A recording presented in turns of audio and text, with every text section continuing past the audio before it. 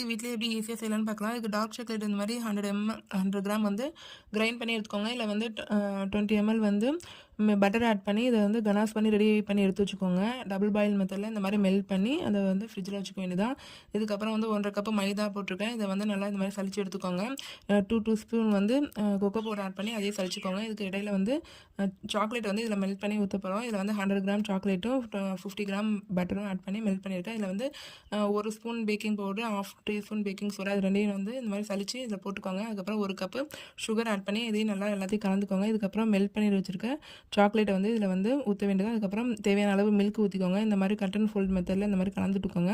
அதுக்கப்புறம் ஒரு பேக்கெட் வந்து மில்க் பவுடர் ஆட் பண்ணிக்கிறேன். ஏன்னா வந்து இதில் வந்து நம்ம முட்டை ஆட் பண்ணல, அதனால் இதை நல்லா இந்த மாதிரி கலந்து எடுத்துக்கோங்க. இதுக்கப்புறம் தேவையான அளவு மில்க் ஆட் பண்ணிக்கோங்க. அப்புறம் 50 ml வந்து இதில் ஆயிலும் ஆட் பண்ணியிருக்கேன். இந்த மாதிரி பதத்தில் பேக்கிங் டின்னில் இந்த மாதிரி ஊற்றி 180 டிகிரி செல்சியஸில் 30 மினிட்ஸ் வந்து பேக் பண்ணி எடுத்திங்கன்னா சாக்லேட் கேக் வந்து நல்லா ரெடி ஆயிடும். இது மாதிரி டேப் பண்ணிக்கோங்க, அப்போ தான் கீழெலாம் பிடிக்காமல் நல்லாயிருக்கும். இதுக்கப்புறம் வெந்துடுச்சு. இது வந்து 30 மினிட்ஸில் இந்த மாதிரி வெந்துட்டு இந்த மாதிரி டீமோட் பண்ணிக்கோங்க. இந்த அளவுக்கு ஸ்பாஞ்சாக இருக்குது வித்தவுட் எக்கில். இதில் வந்து நம்ம த்ரெட்டை வச்சு இந்த மாதிரி கட் பண்ணி ஸ்லைஸாக எடுத்துக்கோங்க. கத்தி யூஸ் பண்ணால் அது தனித்தனியாக போயிடும். த்ரெட் யூஸ் பண்ணிங்கன்னா இந்த மாதிரி ஈஸியாக வந்துடும். இந்த மாதிரி த்ரெட்டு யூஸ் பண்ணிக்கோங்க. இதுக்கப்புறம் ஒரு லேயர் வச்சுட்டு இதில் வந்து சுகர் சிரப் ஆட் பண்ணிக்கோங்க. அதுக்கப்புறம் ஆல்ரெடி நம்ம கனாஸ் ரெடி பண்ணியிருக்கோம்ல, அதையும் வந்து இதில் ஆட் பண்ணிக்கோங்க. இந்த மாதிரி லேயராக ஒவ்வொரு லேயரையும் இந்த மாதிரி ஃபினிஷ் பண்ணிக்கோங்க.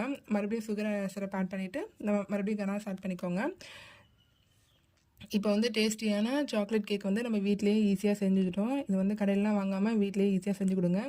ஓவனை விட குக்கரில் இன்னும் இது வந்து நல்லா கேக் செய்யலாம். எல்லோரும் ட்ரை பண்ணி பார்த்துட்டு எப்படி இருக்குன்னு சொல்லுங்கள். தேங்க்யூ.